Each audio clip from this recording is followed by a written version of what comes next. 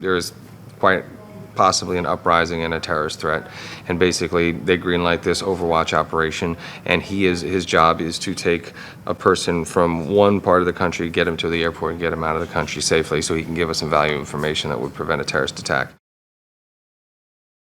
It's one of those things where in order to do the right thing, I have this valuable information, and I think, that there is definitely the possibility of this threat. So if somebody is going to offer us real intelligence, then we have to take that seriously, and we have to do what we can to protect them and get the information from him.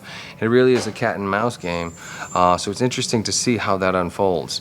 And is this a guy that I can trust or not trust? And Silva doesn't really trust anybody. Jimmy just takes a lot more pleasure, and is obviously a lot more vocal, but takes a lot more pleasure in the fact that once it's a go, once it's green lit, he's the end all be all. And I think he likes playing God to a certain extent, and that's obviously a very dangerous thing. Power obviously can be addictive and can be a bad thing, but I think people will love this character because they also understand that when you're in these situations, the same rules that might normally apply don't. And it's all about survival, and it's all about the big picture, whatever we have to do to protect our homeland and our country and our people, and even innocent people in that country and other countries. So the rules change when you're dealing with bad people. I just felt like we've seen the kind of brooding anti-hero man of few words. Let's hear a guy who's very opinionated, likes to get into the conversation, and he's the kind of guy when his team gets greenlit, he decides who lives, who dies, and what happens in between.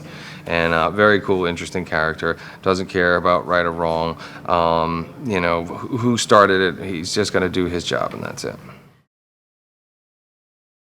He has no family, no ties to anybody. It's the job. And the unique thing about Overwatch too, it's not like the Navy SEALs where it's like no man left behind. This is an every and any man left behind type of situation. The mission comes first, last, and in between. So it's very unique, the kind of skill set that these guys have and the jobs and the requirements of the job.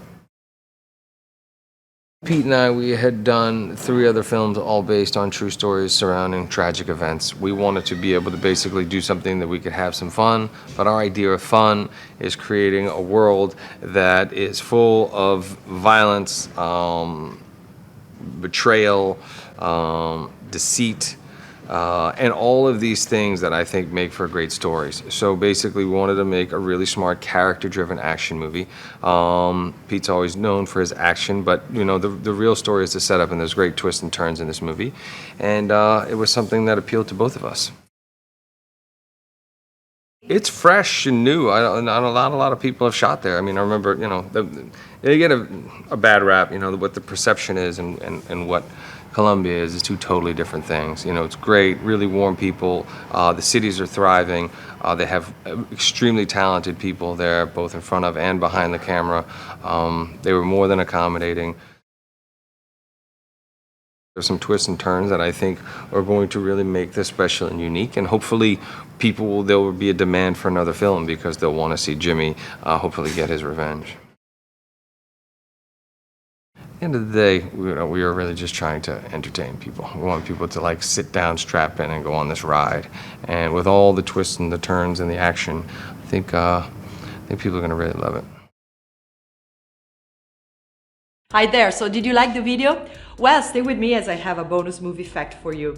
Now, according to bodycounts.com, which counts only on-screen killings, not characters killed in planet explosions, the movies with the largest body counts are The Lord of the Rings, Return of the King with 836, Kingdom of Heaven with 619, 300 with 600, Troy with 572, and The Last Samurai with 558. Have you seen all these movies? Did you know there were that many killings? Let me know in the comments below. And remember, we publish new videos every day, so be sure to subscribe for more great content. See you next time!